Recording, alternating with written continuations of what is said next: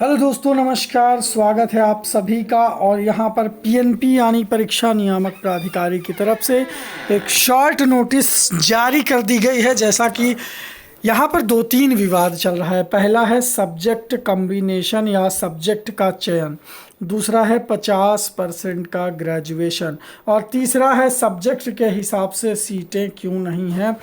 तीन तीन विवाद एडेड जूनियर भर्ती में चल रहे हैं। इसके लिए परीक्षा नियामक प्राधिकारी की तरफ से एक शॉर्ट नोटिस आ गया है और उसी शॉर्ट नोटिस की मैं यहाँ पर आपको जानकारी दूंगा।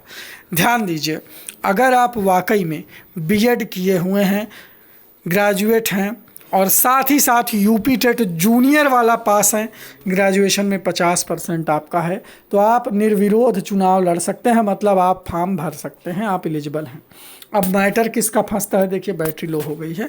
मैटर किसका फंसता है? मैटर फंसता है कि भैया कौन सा विषय लें। मतलब साइंस वालों की इच्छा है कि हम हिंदी ले लें, जिनका विचारों का 50% ग्रेजुएशन नहीं है उनका यह है कि भैया हम पीजी बेस पे फॉर्म भर दें, और जो बेचारे तैयारी कर रहे हैं वो सब चाहते हैं, यानी जितने लोग फॉर्म भरना चाहते हैं उनके सब के मन में ऐसा है कि भैया हमको कम से कम अपने विषयवा की सीट तो पता रहे कि कितनी सीट पर हम कितना कंपटीशन कर सकते हैं या कितना नंबर लाएं। ये सब चीज़ें अगर अनिश्चित होगी तो तैयारी करने में गड़बड़ होगा ना।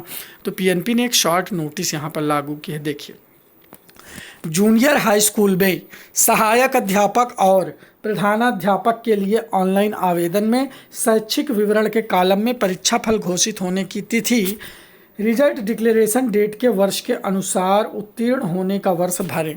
यानी ये एक छोटी नोटिस है, ठीक है। ये बहुत सारे लोग देखे होंगे कि फॉर्म भरने में इनको दिक्कत हो रहा था। क्या दिक्कत हो रहा था? मान लो कि इनका बीएड जो है वो सत्र 2016-18 वाला था और रिजल्ट विचारों का आया था 2018 में नहीं बल्कि 2019 में। अब ये पासिंग ईयर 2018 डाल रहे हैं और रिजल्ट डिक्लेरेशन डेट डाल रहे हैं 2019, तो विचारों का इनवैलिड बता रहा है। मतलब भैया एक बात बताओ, तुम्हारा जब 2016-18 का सत्र है और रिजल्ट तुम्हारा आया 19 में, तो तुम 2018 में कैसे पासिंग ईयर हो गया तुम्हारा? क्यों? क्योंकि जब तक रिजल्ट नहीं आता तब तक तुम पास कैसे हो गए ये बताओ? अपने से पास हो गए क्या? बिल्कुल नहीं ना। तो तुम्हारा रिजल्ट मान लो भले सत्र रहा है सेशन 2016-18, लेकिन अगर तुम्हारा फाइनल का रिजल्ट आया है 2019 में, तो बाबा तुम्हारा पासिंग ईयर 2019 होगा ना कि 2018। तो ये बात अपने दिमाग में घुसा लीजिए। वही पीएनपी ने नोटिस जारी किया है। फिलहाल विषय से रिलेटेड जो भी अफवाहें चल रही हैं कि भैया स्नातक के हिसाब से या फला फला ढेका ढेका, इस पर अभी कोई ऑफिशियल विज्ञप्ति नहीं है। 100 की सीधी एक बात, सारी चीज़ें सारी बातें सब बच्चों के, नेताओं के या उनके दिमाग की हैं। जो भी है, कोई इस पर ऑफिशियल स्टेटमेंट नहीं है। ना एससीईआरटी ने ऑफिशियल लिखित रूप में दिया है, ना पीएनपी ने लिखित रूप में दिया है कि कौन सा विषय ले सकता है, साइंस वाले क्या ले सकते हैं। इस पर अनसर्टेन है। अगर मैं भी आपको कह दूं कि आप कुछ भी ले सकते हो, या मैं कह दूं कि नहीं आप जो ग्रेजुएशन विषय पर है उसी पर ले सकते हो, दोनों बातें बराबर की झूठ हैं। समझ सकते हो? अपने कॉन्फिडेंट लेवल पर आप कुछ भी ले सकते हो, ठीक है। जिस विषय को आपने पढ़ा है, चाहे वो स्नातक में हो, चाहे बीएड ट्रेनिंग में रहा हो, चाहे यूपी टेट में आपकी स्ट्रीम रही हो, उस विषय से आप तैयारी करो। उस विषय से आप यूपी टेट पास हो तो उस विषय से तैयारी करो, फॉर्म भरो। आपके विषय में आगे कितनी सीटें आती हैं ये सब अनसर्टेन है। पता नहीं कब तक ये अनसर्टेन रहेगा, लेकिन विषय से रिलेटेड जो भी र्यूमर्स चल रहे हैं वो केवल और केवल ध्यान देना। सहायक अध्यापक और प्रधानाचार्य के लिए सेवावली नियमन दिनांक 4/12/2019 में शैक्षिक अर्हता के अनुसार स्नातक में 50% की अनिवार्यता है। ये बात भी इन्होंने नोटिस में लगा दी है। लेकिन यहाँ पर हाई कोर्ट से बहुत सारे लोगों के पास ऑर्डर है कि जिनका मान लो बीएड जो है वो 50% ग्रेजुएशन के आधार पर नहीं बल्कि पीजी बेसिस के आधार पर है, वो भी तो टीजीटी के लिए अब एलिजिबल होते हैं। तो जब वो टीजीटी का फॉर्म डाल सकते हैं तो जूनियर एडेड का क्यों नहीं? ये उनके हक की बात है। लेकिन फिर भी यहाँ पर आयोग की तरफ से कोई ऑफिशियल नोटिस नहीं है। ऑफिशियल नोटिस की अगर हम बात करें तो शैक्षिक अर्हता के अनुसार स्नातक में 50% इन्होंने मांगा है तो मांगा है, दैट्स इट। तो दोनों बातें अभी सेम ही हैं। अब जो लोग ये चीज़ कह रहे हैं कि नहीं भैया आप पीजी बेसिस पे डाल सकते हो, तो बिल्कुल आप रिस्क ले सकते हो, अपने रिस्क पर डाल सकते हो, कोई आपको रोकेगा नहीं। आप परीक्षा भी दे सकते हो सकता है आपकी परीक्षा निकल भी जाए, लेकिन बाद में जब डॉक्यूमेंट वेरिफिकेशन होगा तब आपको शायद इस चीज़ का जवाब देना पड़ सकता है कि जब नोटिफिकेशन में ऐसा था तो आपने ऐसा क्यों किया। है ना। विषय को लेकर के भी अभी अनसर्टेनिटी बनी हुई है, ध्यान देना।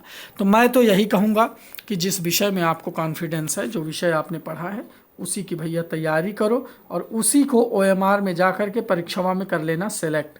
और बेहतरीन अगर हैंड राइटिंग नोट्स चाहिए तो 94 52 26 76 92 ये एग्ज़ाम मास्टर का स्पेशल और ऑफिशियल व्हाट्सअप नंबर है। क्या? 94 52 26 74 92।